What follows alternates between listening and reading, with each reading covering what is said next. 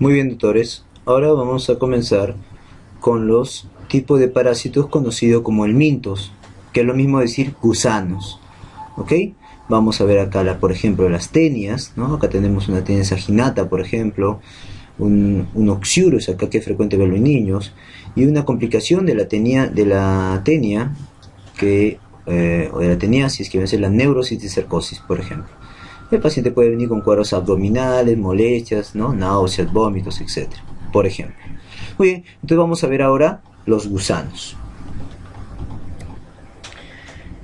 Como habíamos visto en el esquema inicial de infectología, dentro de los nematodes o dentro de los helmintos había un tipo de gusanos que eran los gusanos redondos, que eran conocidos como nematodes o nematelmintos. Dentro de los nematodes y nematelmintos había aquellos nematelmintos o gusanos redondos que les gustaba estar o que hacían enfermedad intestinal, infestaban el intestino. Dentro de ellos vamos a tener la Trichuris trichura. ¿Ok? Este más o menos va a tener una medición de 4 centímetros, va a ser de color medio blanquecino rojizo en realidad, blanquecino pero tirando para rojo, rojizo. Su hábitat viene a ser todo el colon, pero más específico viene a ser a nivel del ciego, ¿ok? Muy bien. Su forma infectante, ¿ok? Son los huevos embrionados, ¿ok? Que tienen una imagen o una forma muy característica, que es una forma de barril, ¿ok? No olvidarnos. Entonces los huevos embrionarios, ¿ok? Son del Trichuris trichura, tienen forma de barril. Su transmisión va a ser fecal oral, fecalismo entonces, ¿ok? Muy bien. Las formas adultas van a ser una forma más alargadas, ¿ok? Filiformes, podríamos decirle, con un extremo delgado en punta y otro extremo más grueso, más redondeado, ¿ok? Obviamente la hembra siempre tiende a ser un poco más grande. Muy bien, entonces este viene a ser el ciclo biológico. El paciente se inocula, o mejor dicho, adquiere el huevo embrionario, que es la forma infectante, vía oral, por fecalismo, por alimentos contaminados, esa es la forma de transmisión, llega a nivel de intestino grueso, donde se va a anidar básicamente a nivel de ciego y va a darte la clínica de este tipo de parásitos, una clínica intestinal, y luego son eliminados nuevos huevos no embrionarios que luego en el medio ambiente va a desarrollar su embrión, hasta un huevo embrionario, que es la forma infectante. ¿Ok? La enfermedad por la Trichuris trichura es conocido como tricocefalosis o tricuriasis. ¿Ok? Estos, viendo la anatomopatología, recordar, por la forma que tienen, una forma alargada terminando en punta, esta puntita es la que va a generar una lesión a nivel intestinal, una lesión mecánica, generando un proceso inflamatorio local, un edema y hasta cuadro de hemorragia, que justamente por ese motivo el cuadro de clínica típica de una trichuriasis viene a ser la diarrea disentérica. ¿Okay? La gravedad de la patología es proporcional al número de parásitos, obviamente. Bueno, ¿cuál va a ser la clínica más frecuente? Lo mencionamos. Cuando hablamos de parásitos, la clínica más frecuente va a ser justamente la forma asintomática, sea el parásito que te pregunte. Viene a ser la forma asintomática. Luego, lo que tenemos que recordar son las formas clínicas típicas de una trichuriasis. Por ejemplo, si una infestación es moderada, puede haber un dolor tipo cólico, diarrea ocasional. Pero si es una forma severa, esa sí te viene con el cuadro clínico típico. Acá, por favor, recordar, es una diarrea disentérica, ya lo dijimos. Estos extremos que terminan en putita son los que va a generar proceso inflamatorio, lesionante, edema y hemorragia. También puede haber dolor tipo cólico, distensión abdominal en cierto grado, no como una obstrucción por si acaso, anorexia por la falta de alimentación y bueno, prolapso rectal en algunos casos muy severos, básicamente en pacientes pediátricos desnutridos y anemia de tipo ferropénica. Por favor, la Trichuris trichura es un parásito anemizante, pero ten cuidado, no es porque coma eritrocitos, no es un hematófago, sino porque lesiona la mucosa y da sangrado. Por eso es que anemiza tipo ferropénica, es decir, con un BCM menos de 80 y con una hipocromía. Puede llevarte en cuadros ya más avanzados, crónicos, a bajada estatural, por ejemplo en pacientes pediátricos, ¿ok? Y en algunos casos se ha reportado, como casos muy raros, de apendicitis. Doctor, ¿por qué es esto? Bueno, recordar, el hábitat del trichuris trichura es a nivel del ciego, y a nivel del ciego tenemos el apéndice.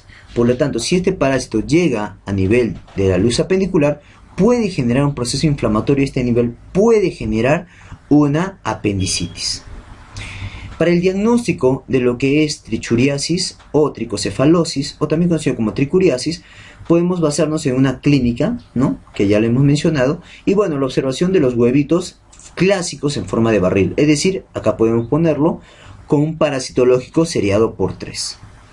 El tratamiento de elección para este tipo de trichura es los benzimidazoles, albendazol o mebendazol, en las dosis correspondientes como las que están acá por 3 días. ¿Ok? Muy bien, eso es trichuriasis.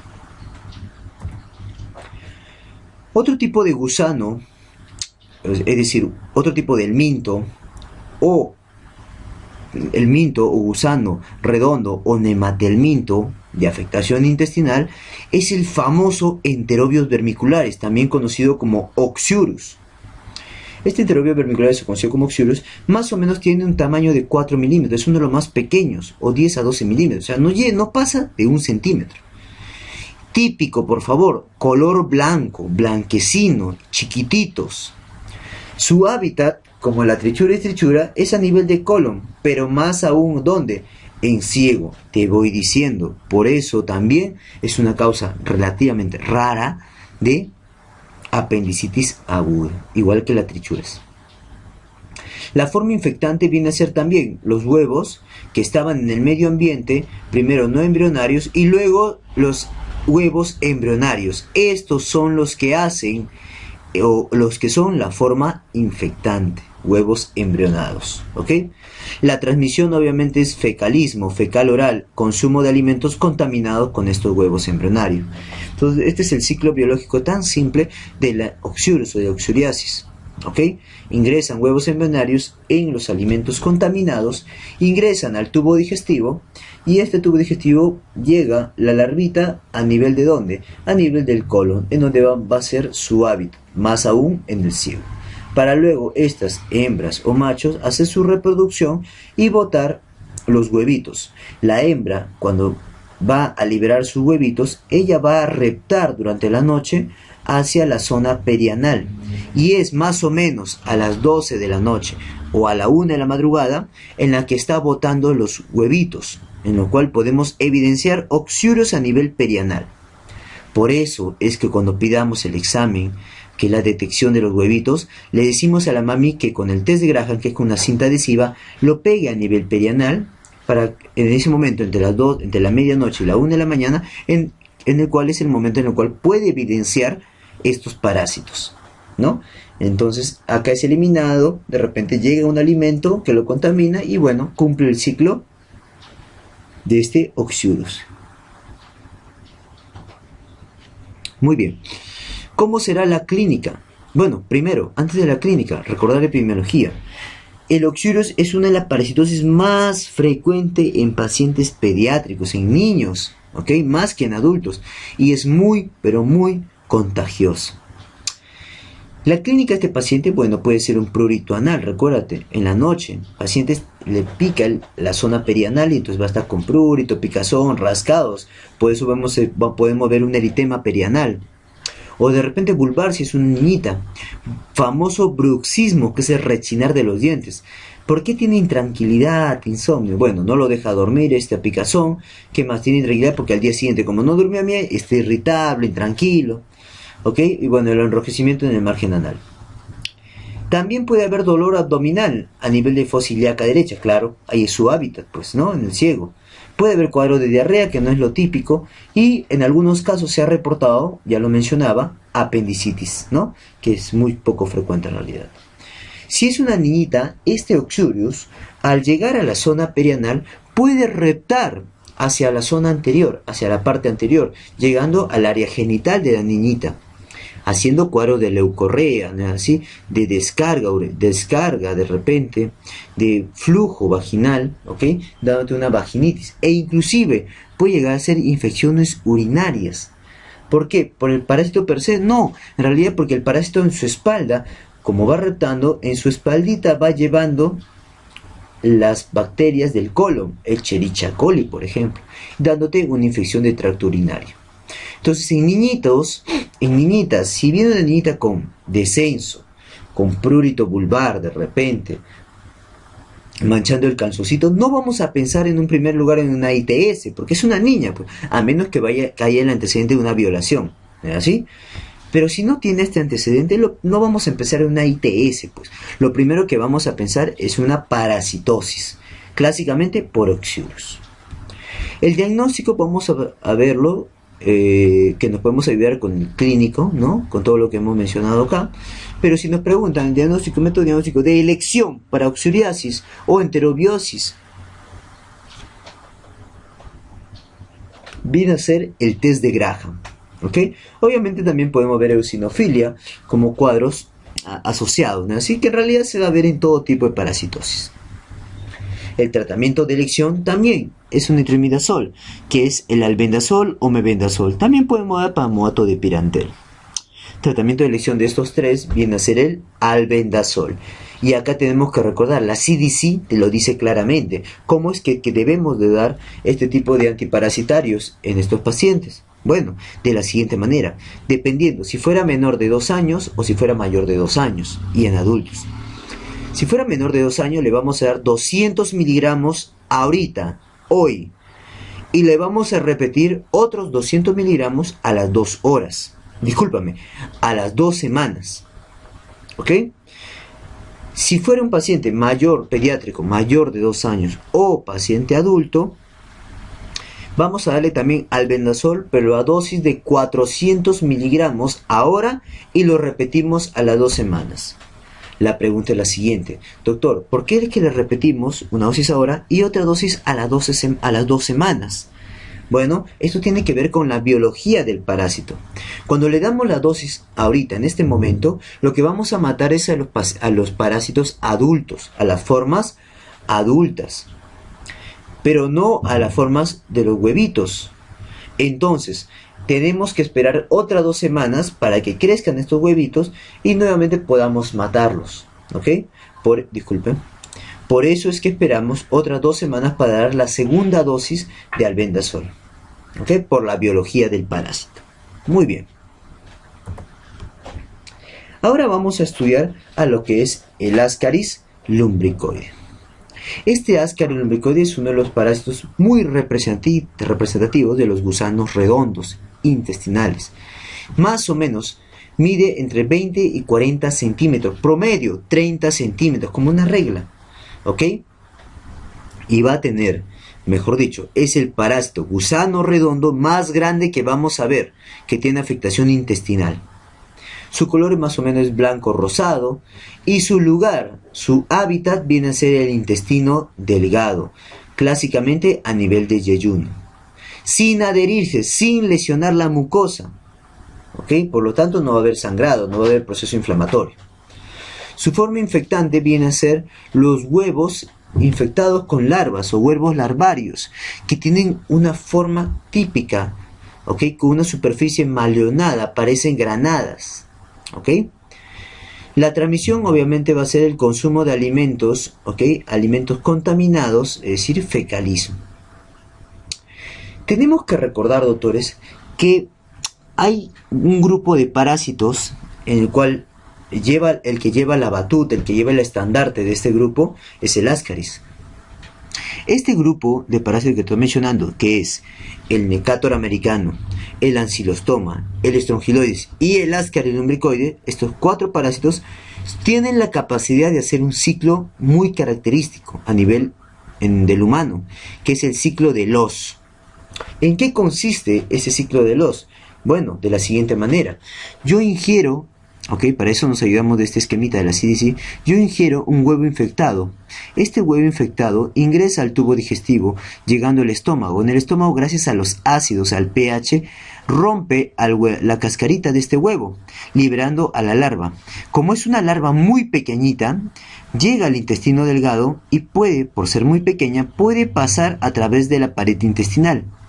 Al pasar a través de la pared intestinal sin lesionarla, llega al sistema venoso y del sistema venoso puede llegar, uno, a hígado, de hígado llegar a las suprahepáticas, luego al corazón, lado derecho, aurícula, luego ventrículo derecho y de ahí llegar a pulmón.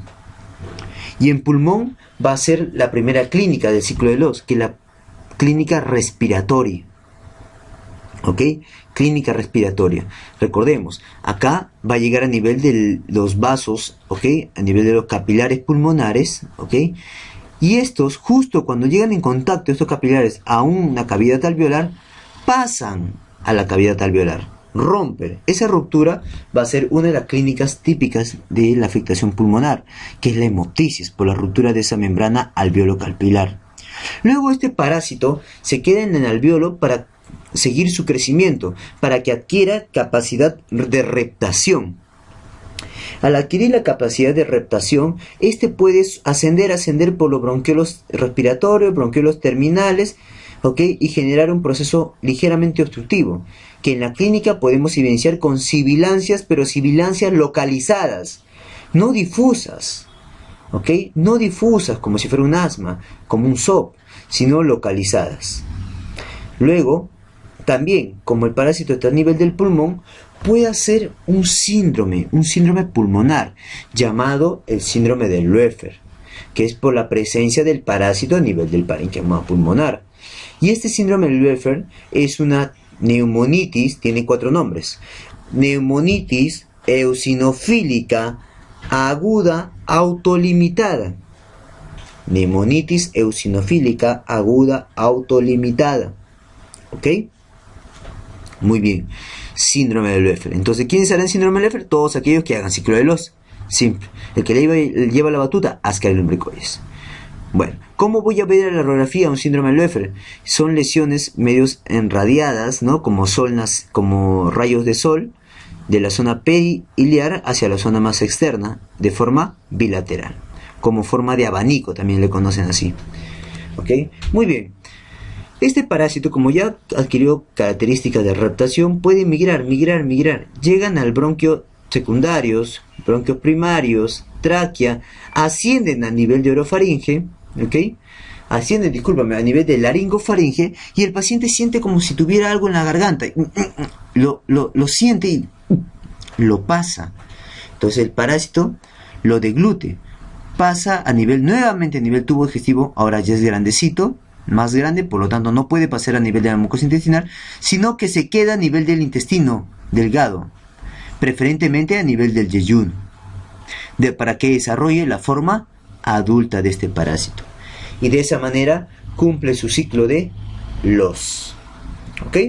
Luego este parásito en sus formas adultas van a reproducirse y liberando los huevitos, que van a ser en alta cantidad. Mira, el Ascaris lumbricoides es grande y bota huevitos en alta cantidad, que tienen una superficie medio malleonada, ¿ok? En forma de granada. Muy bien, entonces veamos la clínica de este paciente. Hay clínica respiratoria, como ya lo dijimos, por el ciclo de Loos, ¿no? Tos, fiebre, sibilancias, hemoptisis. De repente un síndrome de Loeffler, que es una neumonitis eosinofílica. Cuando llega al intestino de la forma adulta, lo más frecuente es que sea sintomático. Y la clínica va a depender de la alta parasitosis que pueda tener. ¿Ok? ¿Con qué clínica puede venir? Bueno, dolor abdominal, de repente tipo cólico, ¿no es así? ¿Qué más? De repente dispepsia, malestar estomacal o malestar abdominal, etcétera, ¿no? Un signo típico de repente para lo que es la infestación por Ascaris lumbricoides es que estos, como tienen alta parasitemia, pueden apelotonarse. Al apelotonarse pueden generar un cuadro de pseudo obstrucción intestinal. ¿Ok? Entonces el paciente puede venir con un cuadro de obstrucción, náuseas, vómitos, estreñimiento, por ejemplo, ¿no? O de repente, estos pueden migrar y obstruir otros órganos, por ejemplo, la vía biliar, por ejemplo, el apéndice, ¿ok? O de repente el conducto de Wilson, que es una pancreatitis, probablemente, ¿por qué no? Para lo que es el diagnóstico nos basamos en esto, en la clínica, sospecha clínica, y bueno, un parasitológico seriado por 3 nos evidenciaría estos huevos embrionarios, ¿no? Embrionados o huevos infectados, que son en forma redondeada con una superficie medio maleonada, como si fuera una granada, y vienen en gran cantidad. ¿Okay? El tratamiento de lesión, como casi todos los gusanos redondos, viene a ser el albendazol, 400 miligramos en una monodosis, o mebendazol, 100 miligramos bioral 2 veces al día por 3 días. ¿Okay? También podemos dar ivermectina de repente, 150 a 200 microgramos por kilo en una sola dosis. ¿Okay? Si tenemos un paciente que desarrolla el síndrome de Loeffler, ¿okay?, este puede resolverse o ayudar en su tratamiento con el uso de corticoides. Muy bien. Ahora pasaremos a ver al estrongiloides estercoralis. Este va a tener más o menos un tamaño de 2 milímetros. Podríamos decir que es el gusano redondo más pequeño. Estrongiloides estercoralis, gusano redondo más pequeño. Su hábitat es a nivel de intestino delgado. La forma infectante es la larva, escúchalo bien por favor, larva no rhabditiforme, sino filariforme. La larva filariforme es la forma infectante y este va a ingresar por la piel. Entonces ya estamos viendo un microorganismo o un parásito que ingresa por piel. Estrongiloides estercoralis. La llegada o el ingreso de la larva filariforme puede ser de tres maneras. Un ciclo indirecto, un ciclo directo y uno de autoinfestación, que clásicamente se da en inmunosuprimidos o inmunodeprimidos. ¿Ok? Muy bien. ¿Cómo es la forma indirecta? Es cuando tenemos un paciente que evacúa larvas rhabditiformes, no te olvides, las evacuaciones de estos parásitos por el humano está dado por va a tener larvas rhabditiformes, que es la forma diagnóstica de poder evidenciar un estrongiloides. Estas larvas rhabditiformes se pueden juntar el sexo femenino o sexo masculino y botar una hembra fertilizada en la cual va a botar una larva rhabditoide que es liberada. Esta larva rhabditoide luego se convertirá en una larva filariforme, que es la forma infectante. La forma directa es cuando esta misma larva rhabditiforme se convierta en una larva filariforme y pueda infestar mediante una inoculación o a través de la piel. La forma autoinfestante viene a ser cuando el paciente tiene sus larvas tiene sus larvas rhabditiformes cercano hacia la zona anal, por ejemplo, recto. A este nivel, ahí en el mismo cuerpo del humano, madura hacia la larva filariforme y esta ingresa a través de la mucosa, ingresa a través de la mucosa nuevamente hacia el mismo cuerpo. Acá tener cuidado, porque por ejemplo, si ingresa a través del recto, acuérdate, puede llevar en su espaldita, larva, puede llevar microorganismos patógenos, bacterias, por ejemplo, E. coli. Y estos cuando ingresan a través de la mucosa rectal, llevan también estas bacterias. Y al llevar las bacterias, hacen bacteriemia, sepsis. Y esto generalmente se da en pacientes inmunodeprimidos. Bueno, entonces hay 3 maneras de infestarse por estrongiloides. Cuando ingresa el estrongiloides a través de la piel, puede dar un signo típico que es de la entrada de este parásito. Es la famosa larva currens, como vemos acá en la imagen. Cuando este parásito llega a torrente circulatorio, luego llega a intestino, puede dar una sintomatología vaga, episodios de repente diarreicos. Y en algunos cuadros, y en algunos pacientes, un cuadro de mala absorción puede ser. Cuando los cuadros de infestación son altos, es decir, cuadro de hiperinfestación, que generalmente se da en inmunosuprimidos, el paciente va a venir con unas diarreas tipo esteatorreicas, muy intensas. Lo que les mencionaba, de repente por ese inmunosuprimido y alta parasitemia, alta hiperinfestación, estos llegan a ingresar por la mucosa rectal llevando la E. coli hacia el torrente circulatorio y generando cuadros de septicemia que pueden llegar a cuadros de shock séptico. El diagnóstico lo vamos a hacer con esta sospecha clínica, ¿no? Viendo esta lesión, por ejemplo, a nivel dérmico, a nivel de la piel. Y obviamente lo hacemos con la visión de la larva diagnóstica, que es la larva rhabditiforme. No te confundas con la larva infectante, que es la larva filariforme. ¿Ok? Muy bien. Vamos a tener 3 tipos de tratamiento, ¿no? Ivermectina, tiobendazol o albendazol. Pero si te preguntan cuál es el medicamento de elección para lo que es el Strongyloides stercolaris, viene a ser la ivermectina, 200 microgramos por kilo por día por 2 días, o una gotita por kilo por día cuando viene en solución, ¿no? Competente por 5 días en deprimido de repente.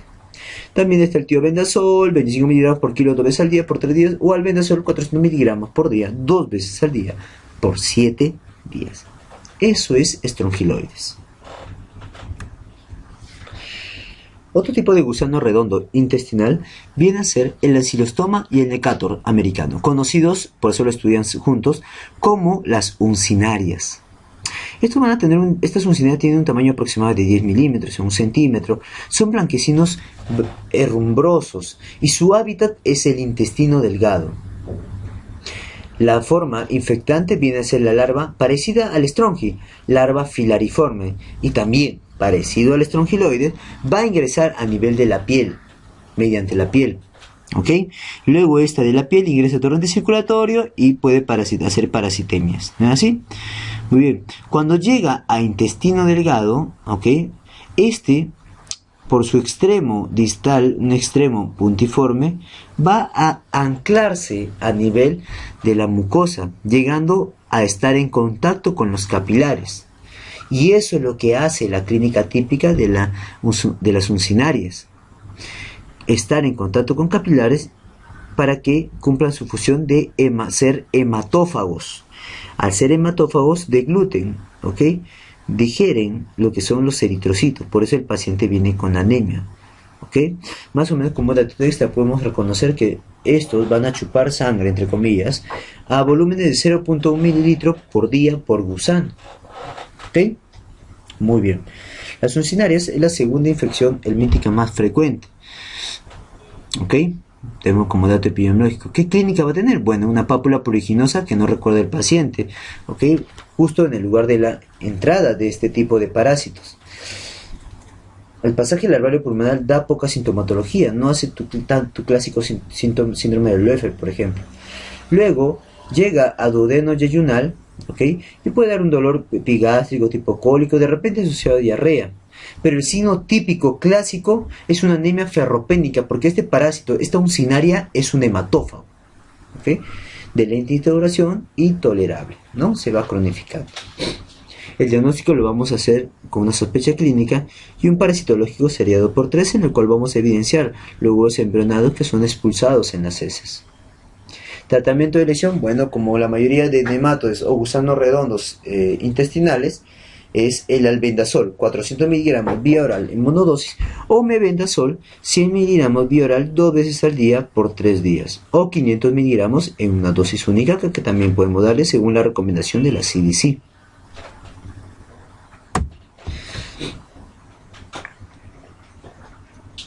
Ahora pasaremos a ver a los gusanos redondos, pero de afectación tisular, por ejemplo a nivel del hígado, por ejemplo a nivel de músculo. El tamaño de este nematoide tisular es de 1 a 4 milímetros. Esta es la Trichinella spiralis. Su hábitat viene a ser el intestino delgado, ¿ok?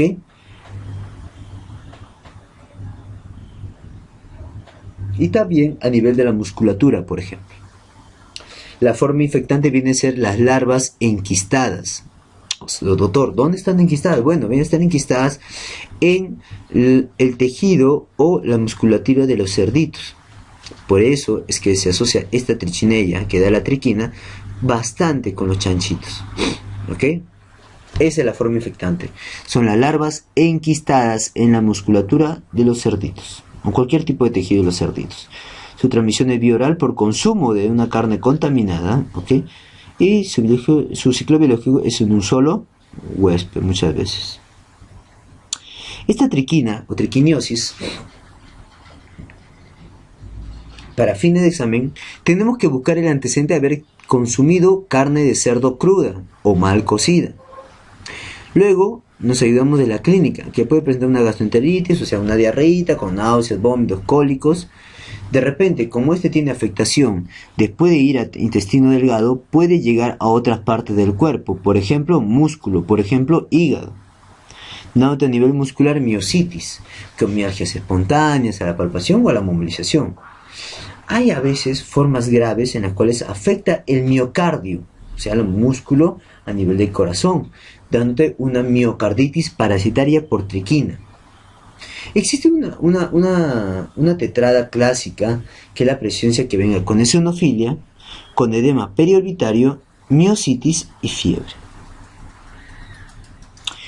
El diagnóstico lo basamos con la sospecha clínica, de repente de una eosinofilia, un examen de sangre, aumento de enzimas musculares. Esto es importantísimo, acá poner, por favor, resaltar importantísimo el aumento de las enzimas musculares, básicamente el CPK, queratinfosfoquinasa, ¿ok?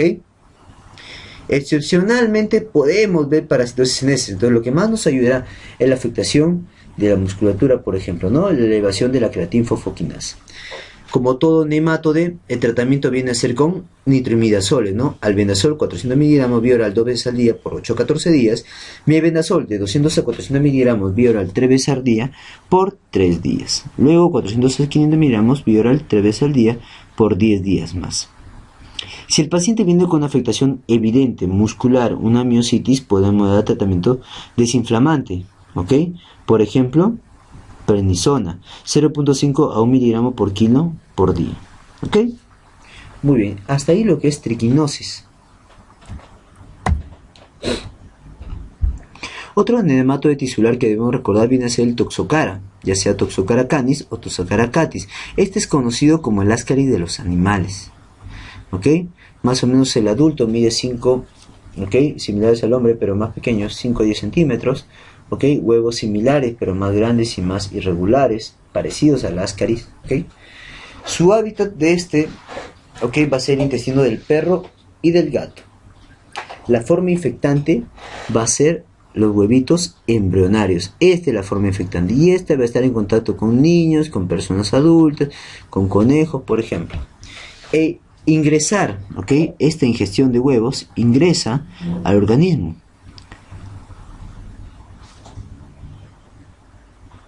Dándote clínica característica, ¿no? Que vamos a ver en otro momento. De repente a nivel ocular, ¿ok? De repente a nivel visceral. Entonces podemos decir acá que los perros definitivos, el que desarrolla la forma adulta son los perritos, adultos o cachorros, ¿ok? Y la forma intermediaria lo hace el hombre, ¿ok? Por ejemplo, trato gastrointestinal, sangre, pulmón y esófago. En cambio, en el adulto, si él tuviera contacto con perritos adultos, sería solo trato gastrointestinal, sangre o tejidos. ¿Ok? Muy bien. ¿Cómo es la clínica más frecuente de una toxocariosis? Bueno, la clínica más frecuente son asintomáticos. Pero si hacen sintomatología, podemos dividirlo en dos tipos: toxocariasis visceral o toxocariasis ocular. La visceral, también conocida como larva migrans visceral, o la ocular, también conocida como larva migrans ocular. ¿Ok? La visceral puede atacar el hígado, el pulmón, sistema nervioso central, por ejemplo, llegando a un momento inclusive hasta calcificarse en estos órganos, pudiendo llevar a cuadros de convulsión, por ejemplo. Toxocariasis ocular o larva migrans ocular, cuando ataca al ojo, se da la inflamación de la retina y ceguera, ¿ok? Y ataca un solo ojo, muchas veces. El diagnóstico lo hacemos con una sospecha clínica, ¿ok? Una sospecha clínica nos ayudaría para pensar en esto, no sé, como lesiones, ceguera, ¿no? Afectación pulmonar, hepática, etc. Serología nos dirá si está en contacto con este tipo de parásitos y bueno, podemos en algunos casos inclusive hacer biopsia de las lesiones, ¿ok? La toxocariasis visceral u ocular podemos dar albendazol o mebendazol. Albendazol 400 miligramos vía oral cada 12 horas por 5 días, ¿ok? O mebendazol 100 a 200 miligramos vía oral cada 12 horas por 5 días. ¿Ok? De repente, si tuviéramos un efecto, una toxocariasis ocular, tener cuidado, porque al darle antiparasitarios al albendazol, mebendazol, que tienen afectación, que tienen función a nivel sistémico, va a destruir a este parásito que está a nivel intraocular, generando un proceso inflamatorio que puede llevar a fibrosis, cicatrización y ceguera en el paciente. Por lo tanto, si vamos a tratar a un paciente con toxocariasis ocular, tenemos que sumarle corticoides, prednisona, por ejemplo. ¿Ok? Muy bien.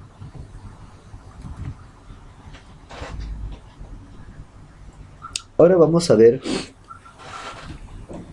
lo que es la teniasis. Esta teniasis, doctores, pueden ser por dos tipos. Ahora vamos a ver los cestos intestinales, discúlpame. La tenia saginata y la tenia solium. ¿Ok?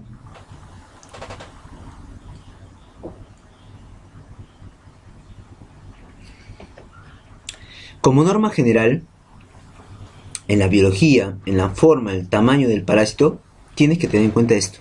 Norma general, la saginata le gana en todo a la solium. Y la solium solamente le gana en una sola cosa, que vamos a ver acá. La tenia saginata le gana en tamaño, esta mide 5-8 metros, en cambio la solium 3-5. El escoles de la tenia saginata es más grande, más globular, 1.5 a 2 milímetros. El cuello también tiene gran metabolismo, generatriz, de repente más grande. La estrobila también, con probólides de mayor cantidad, 1000 a 200 probólides.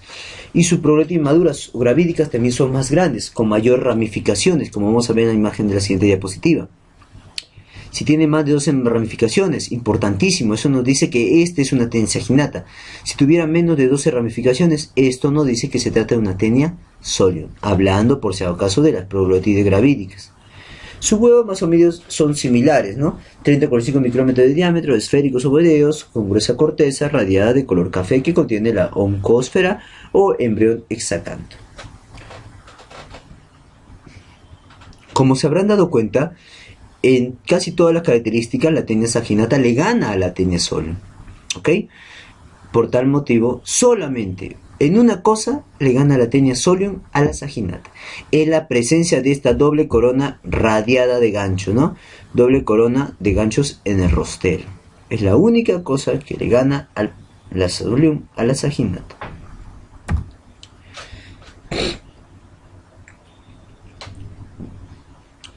Viendo cuáles son los hospederos de este tipo de parasitosis, podemos decir que hay un hospedero definitivo natural, hospedero intermediario natural y hospedero intermediario accidentales. Primero, antes de reconocer estas definiciones, conocer estos tipos de protagonistas, tenemos que definir primero cuándo es un hospedero definitivo, natural o accidental, cuándo es un hospedero intermediario accidental o natural.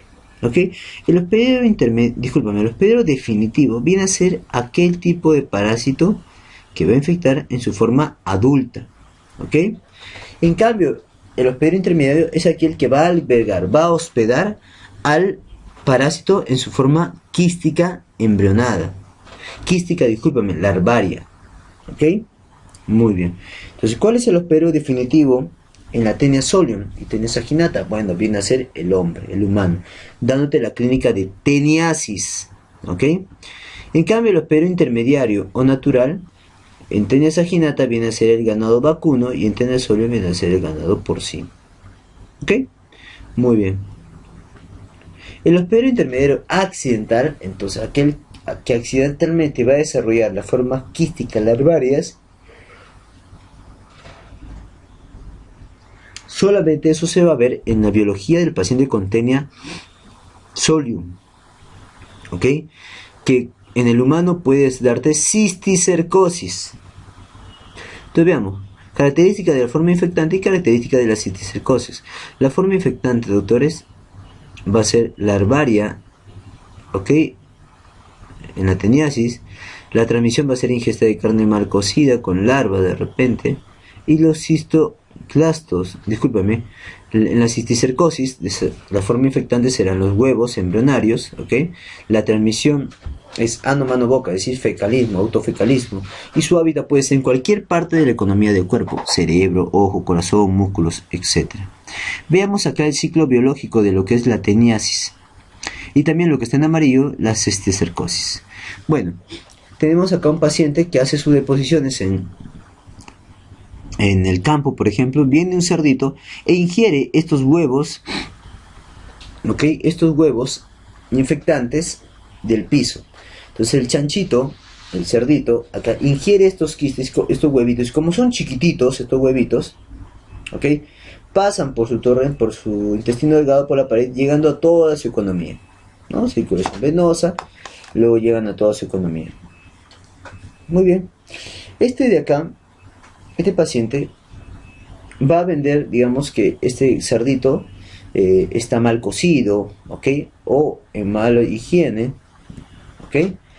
Va a desarrollar la forma quística. Por lo tanto, cuando nosotros comemos alimentos contaminados o mal cocidos, ¿ok?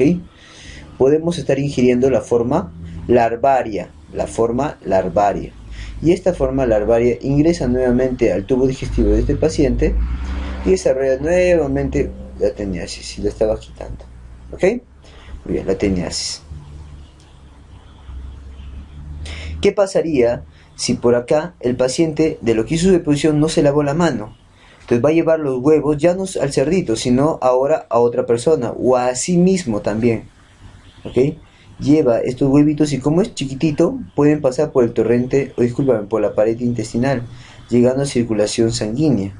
Y esta circulación sanguínea va a hacer que lleve a otra parte del cuerpo, por ejemplo cerebro, dándote tu neurocisticercosis, por ejemplo, que es la cisticercosis más frecuente y más clínica que podemos evidenciar.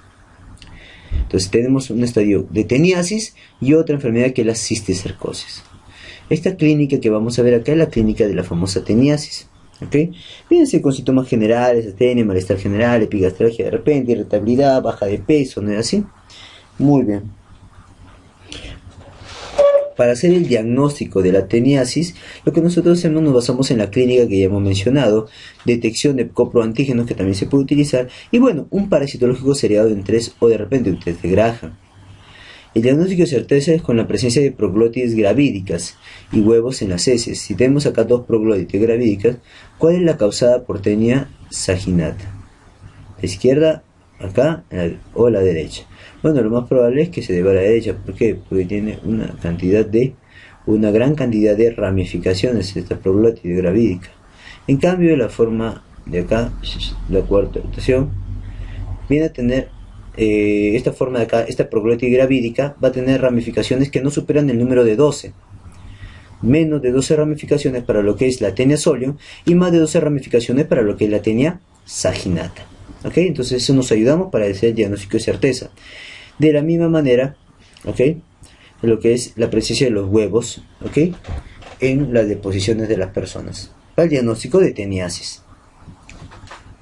¿Qué complicaciones vamos a tener? Bueno, de repente como esta tenia es un gusano plano, alargado, puede llegar a ingresar a vías y generar obstrucciones, por ejemplo, intestinales, vía biliar o al apéndice, por ejemplo, ¿no? Puede ser.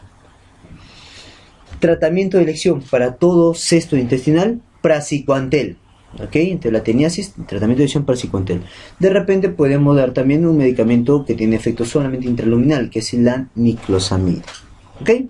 Muy bien. Otro cesto intestinal que debemos recordar viene a ser el Difilibotrium latum. ¿Ok? Esta es la tenia más grande del humano. Tremenda medición, ¿no? Las formas adultas pueden llegar a medir 10 metros. Los huevos de 70 a 45 micros, por ejemplo. ¿Ok? Muy bien. Su hábitat viene a ser, obviamente, si mide 10 metros no va a estar en el colon, sino estaríamos colgados, con nuestro tacito colgando de los Difilibotrium, ¿no es así? Su hábitat va a ser el intestino delgado. Clásicamente, por favor, se ubica a nivel del ilion terminal. A nivel del ilion terminal, ¿ok? Fijado por sus dos bótrias, por eso se llaman Difilibotrium, de dos bótrias, en el cual se van a pegar a nivel de la mucosa del intestino delgado, a nivel del ilion terminal. Y estar en el ilion terminal no es por gusto, es por una razón, porque le gusta la vitamina B12, y la vitamina B12, recuerda que esta va a llegar a nivel del ilion terminal, por eso es su hábitat, le gusta comer vitamina B12. Su forma infectante viene a ser la larva plerocercoide. Su transmisión es por la vía oral, por consumo de crustáceos o consumo de peces que están infestados por este tipo de parásitos, por el Difilibotrium pacifica. Luego ingresa a tubo digestivo para que llegue hacia el hilo terminal y ahí termine de desarrollar su tamaño. ¿Ok? La forma diagnóstica viene a ser la deposición de huevos no embrionados, ¿ok? Deposición de huevos no embrionados viene a ser la forma diagnóstica. ¿Ok? Muy bien. La clínica más frecuente de estos pacientes, como toda parasitosis, viene a ser asintomática. Pero si hacen síntomas, la sintomatología típica, clásica de este tipo de pacientes es una anemia, pero no anemia ferropénica, como por ejemplo la trichuris trichura y ancilostoma o mucinaria, sino una anemia de tipo megaloblástica, ¿ok? Que se define por la presencia, por el BCM mayor de 100, ¿ok? Un BCM mayor de 100. Muy bien. Date tu anemia megaloblástica. ¿Por qué? Porque justamente este Difilibotrum lo que hace es consumir vitamina B12 a nivel del ilium terminal. El diagnóstico, doctores, bueno, lo podemos hacer con la sospecha clínica de una anemia megaloblástica en el paciente y pedirle su parasitológico por 3, en el cual vamos a ver los huevos, las formas quísticas no embrionarias de este tipo de parásitos. Como es un cesto intestinal, el tratamiento de elección tiene que ser praziquantel 5-10 mg por kilo vía oral monodosis igual la dosis en niño. Alternativas, de repente glicosamida 2 gramos vía oral en monodosis o en niño de 50 mg por kilo, máximo 2 gramos vía oral en monodosis. Ahora vamos a ver un cesto que es de tipo intestinal, o sea, una tenia, tipo tisular, una tenia con afectación tisular. Esta de acá, esta tenia de afectación tisular, conocida como equinococo granuloso, echinococo granuloso o equinococo granuloso. Veamos primero su ciclo biológico normal. Tenemos acá su hospedero definitivo, que viene a ser el perro, porque desarrolla la forma adulta del equinococo, y el hospedero intermediario natural, que viene a ser la ovejita, la que va a desarrollar el famoso quiste hidatídico, por ejemplo a nivel de pulmón, a nivel de cerebro o a nivel de hígado. ¿Ok? Entonces este perrito hace deposiciones en el cual libera los huevos embrionarios. Como son chiquitos, muy pequeños, pueden pasar por la mucosa digestiva, por la mucosa intestinal, llegar a todo torrente circulatorio y afectar una parte de un tejido, hígado por ejemplo, cerebro por ejemplo, corazón de repente en algunos casos, desarrollando, e hígado también, ¿no? A la cabeza, desarrollando el famoso quiste hidatídico. Luego ovejita muere, fallece y los perros o lobos consumen sus alimentos contaminados con el quiste para que cierre el ciclo biológico del equinococo granuloso. Pero ¿qué pasaría si el humano, metiche el humano, se mete en este ciclo biológico? Entonces el humano se convierte en un hospedero intermediario accidental, en el cual va a ingerir los huevos embrionados liberados en la posición de los perritos para que ingrese a su economía. Como es chiquitito, este huevo embrionario puede pasar por la mucosa intestinal llegando a todo torrente circulatorio para que de manera se aclimate, ¿no? ¿Ok? Muy bien. Se aclimate y ubique en cualquier parte de su economía. Puede ser hígado, que es el lugar más frecuente, ¿ok? Pulmón como segundo lugar más frecuente, pero también puede ser corazón, cerebro, vaso, en otros órganos también. ¿Así? Y ahí está, eso es lo que forma su quiste hidatídico, el humano. Entonces ya estamos mencionando, ¿no? Su hospedero definitivo viene a ser los perros o lobos, su hospedero intermediario las ovejitas como natural y el hombre como accidental, ¿ok? La infección, se dice que la adquisición de este equinococo granuloso en nuestro cuerpo se va a desarrollar en la niñez, se da en la niñez. Doctor, pero en la niñez no vemos clínica de quiste, sí, pues no se ve clínica de quiste hidatídico. Lo que se va a ver es que debe pasar 20 a 30 años para que recién se evidencie la clínica del quiste hidatídico. ¿Ok? Muy bien, entonces ¿cómo viene a ser la clínica? Bueno, lo más frecuente es que en estos años que se van formando el quiste hidatídico, la clínica sea asintomática. Y cuando ya da clínica puede ser con dolor abdominal, una hepatomegalia, sensación de masa palpable, no es así dolor abdominal, de repente puede llegar a obstruir vías biliares, una ictericia. ¿Ok? Muy bien.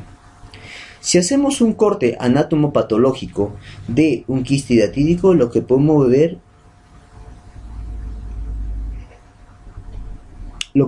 ver son 3 capas de este quiste hidatídico, 2 de las cuales más internas son propias del parásito y una tercera más externa que es propia del ser humano. Tenemos entonces de adentro para afuera la capa germinativa con su arenilla hidatídica, la capa cuticular, estas dos son propias del parásito, y una tercera capa que es la adventicia, que es propia del humano, propia de nosotros, básicamente el proceso inflamatorio. ¿Qué complicaciones nos puede llevar una infestación por Echinococcus granulosus? Bueno, este quiste diatídico puede infectarse, sobreinfectarse, dándote un absceso hepático, por ejemplo, ¿no? Un absceso pulmonar, dependiendo en dónde se ubique este. De repente este quiste diatídico puede romperse. Si se rompe a cavidad peritoneal, peritonitis.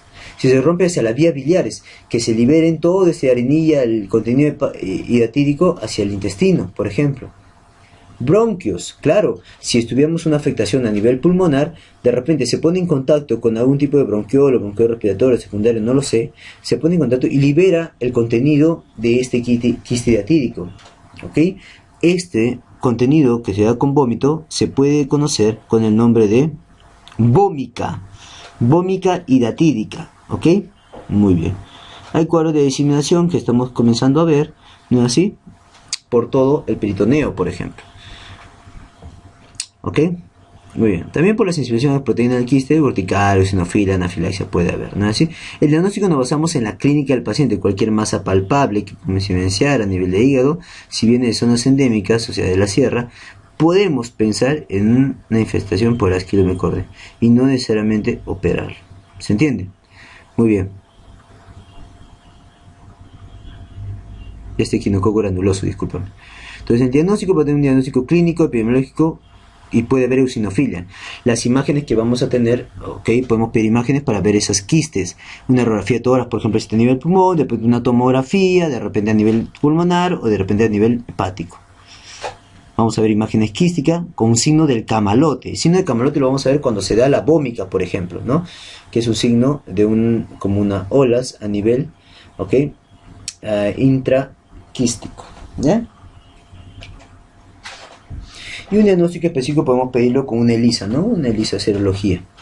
El tratamiento de elección para todo quiste hidatídico es un tratamiento quirúrgico. Quistectomía es el tratamiento de elección. Acá, quistectomía. Si es que no podemos operarlo, o de repente como prequirúrgico o postquirúrgico, o una enfermedad diseminada, no lo sé, cualquiera sea estas las indicaciones, tenemos que dar mebendazol al paciente. ¿Ok? Mebendazol, no nos queda de otra, solamente manejo médico. Dentro de la quistectomía, ¿ok? Antes de hacer la quistectomía podemos utilizar un método quirúrgico, ¿ok? Dentro del intrasop, que es la punción, aspiración e inyección. Y por último la reaspiración, el PAIR. Punción, aspiración, inyección y reaspiración. O sea, hacemos una punción, aspiramos el contenido, ¿ok?, de este quiste diatídico y metemos una solución hipertónica, una solución tipo alcohol, una solución de cloruro de sodio hipertónico, por ejemplo, ¿ok? Luego, ¿para qué sirve esto? Porque para que por mecanismo de turgencia lesionen, deterioren, maten a los microorganismos que están dentro, o los parásitos que están dentro de este quiste hidatídico, ¿ok? Y luego lo reaspiramos, ¿no es así? Muy bien. Otro tipo de parásito, también conocido como trematode o duela, que es un gusano plano, ¿ok?,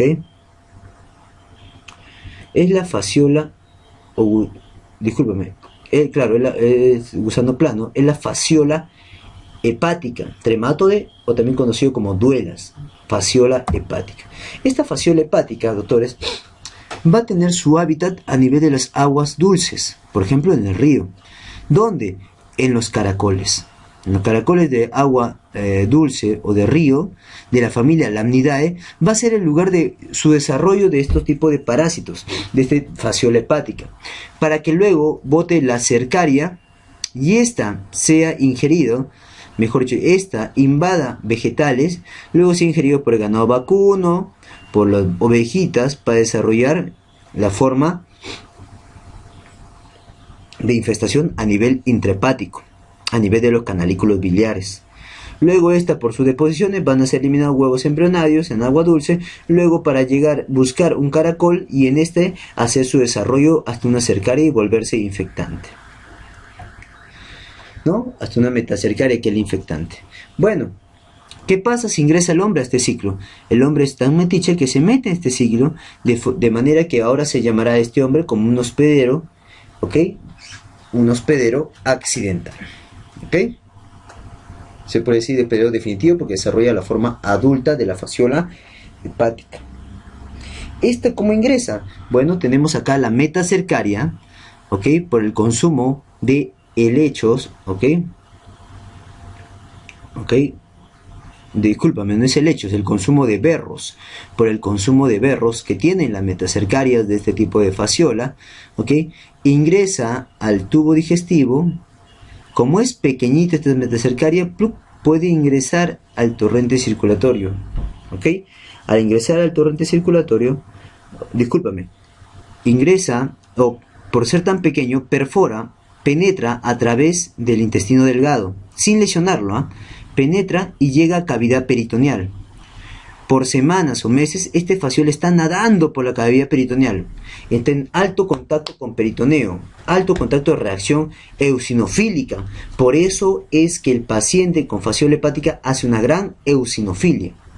Meses, semanas está nadando por el peritoneo buscando a un órgano, al hígado. Encuentra al hígado, ¿ok? Perfora, penetra la cápsula del hígado y se mete en el parénquima hepático. Básicamente, ¿dónde? En los canalículos biliares intrahepáticos. Entonces recordemos, ¿no? El hospedero definitivo viene a ser ganado ovino, ganado vacuno y caprino. El hospedero definitivo accidental viene a ser el hombre. Y el hospedero intermediarios es el caracol de agua dulce de la familia de Lamnidae. Recordar eso, ¿ok? Hábitat, bueno, son las vías biliares, ¿no es así? Intrahepáticas, mejor sería. Forma infectante la larva metacercaria de aguas contaminadas, ¿ok? Aguas dulces contaminadas o consumo de berros, que es muy clásico.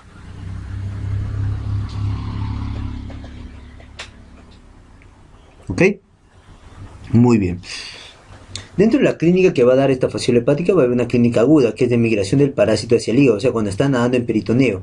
Dura de 3 a 5 meses, da fiebre, hepatomegalia dolorosa cuando ya llega al hígado, y una gran eosinofilia, hipereosinofilia. Más de 30% del recuento leucocitario corresponde a eosinófilos. Luego vendremos una fase crónica o de estado, en la cual ya el parásito se ubica en las vías biliares intrahepáticas, ¿ok? Dañando el hígado y la vía biliar, obstruyendo la vía biliar también, ¿ok? Muy bien.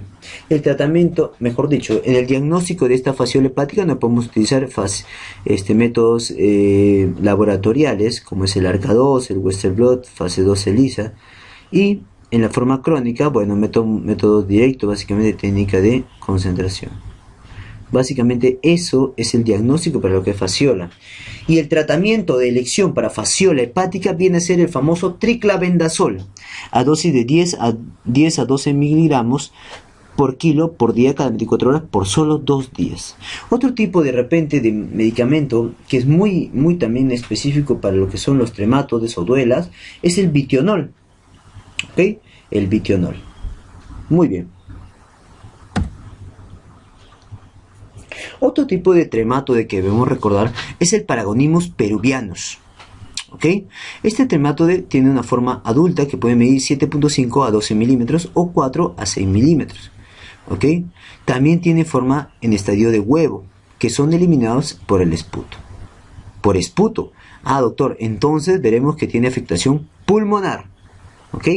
¿Dónde es el hábitat de este? Bueno, recordemos, el Paragonimus lo que hace es ingresa por consumo, ¿ok? Por consumo de crustáceos, ¿ok? Este tipo de parásito, ¿en qué estadio? De metacercaria. Consumimos metacercarias, consumimos estos tipos de crustáceos, ingresa, ¿ok? Ingresa, ¿ok? Así, consumo de cangrejos también, cangrejos de río contaminado, ¿no? Eso es lo clásico, consumo de cangrejos de ríos contaminados con estos metacercarias, lo consumimos, ingresa a nuestro tubo digestivo, ¿ok? ¿Ok? Ingresa a nuestro tubo digestivo y luego penetran a través de la pared intestinal llegando a cavidad peritoneal. Y en la cavidad peritoneal están nadando, ¿ok? Hasta que encuentran el diafragma. Llegan al diafragma, perforan el diafragma, luego llegan a ¿dónde? Rompen pleura y llegan a parénquima pulmonar. Y ahí desarrollan una forma más o menos quística, entre comillas, calcificada. ¿Ok?